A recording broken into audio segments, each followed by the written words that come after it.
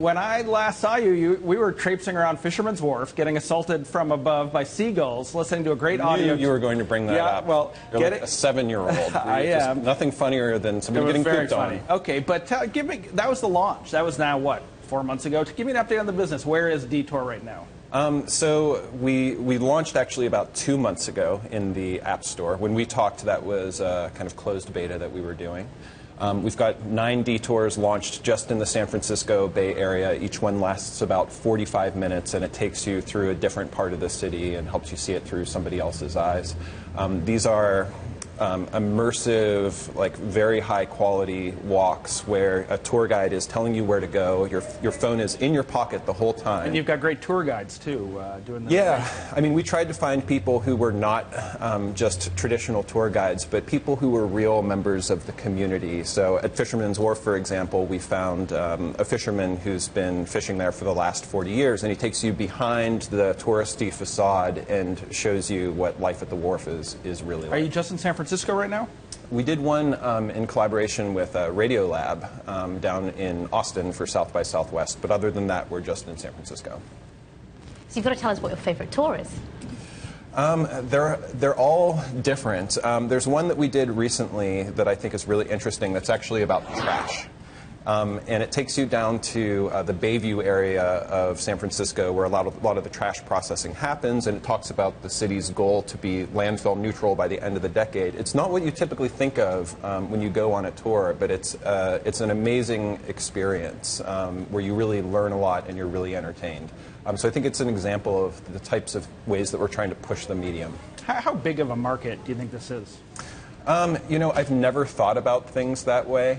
If somebody asked how big the market was for Groupon at the very beginning, I don't think they would predict that we'd have a $5 billion company today.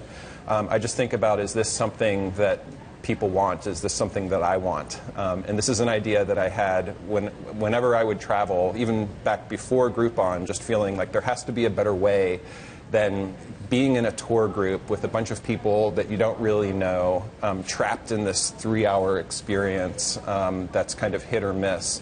There had to be a better way to learn about these places that allowed people to explore. And I think technology has finally reached a tipping point where you can, this phone in your pocket can provide that kind of experience. What are some of the biggest lessons you've learned from your Groupon experience that you're bringing to bear with Detour?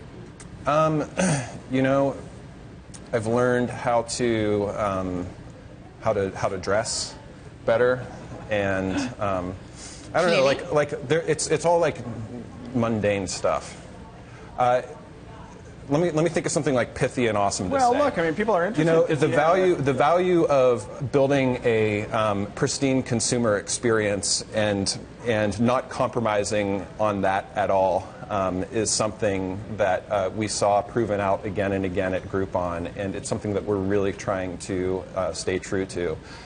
We believe that this is a space where a lot of people have tried to build something, and none of it's been any good.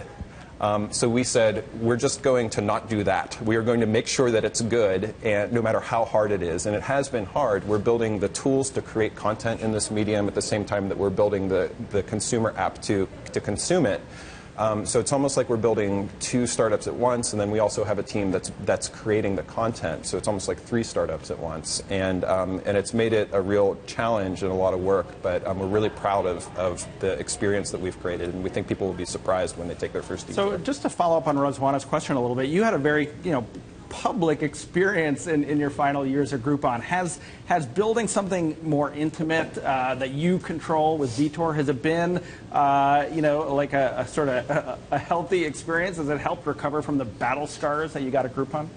I mean, you may be like surprised to hear I feel pretty good and happy about the whole Groupon experience and grateful to have been part of it. And I think we had enormous ups and we had some downs, and but that's just part of the territory. And I'd say everything about that experience has. I mean, that was kind of one thing, and now this is the next thing, and I feel really grateful to have the opportunity to work on it. It's a lot of fun. You talked a little bit about how technology is impacting our experience in the offline world. Are there any other things that you think are going to happen beyond what you're working with Detour? What else can we expect? I'm not much of a prognosticator or industry expert. I'll leave that to the VCs. Ruzwana made the point earlier in the show that there's all this consolidation and competition around transactions and travel, but people really are hungry for experiences now. Services that give them something unique, and you provide it with Peak, and you're doing that with Detour. Is that a sort of thesis you believe in, that, we can buy all the stuff we want, but what people want, particularly when they travel, is something unique? Well, I'll tell you what I personally feel. I personally feel a great shame every day when I go to sleep after spending 10 to 16 hours staring at a screen.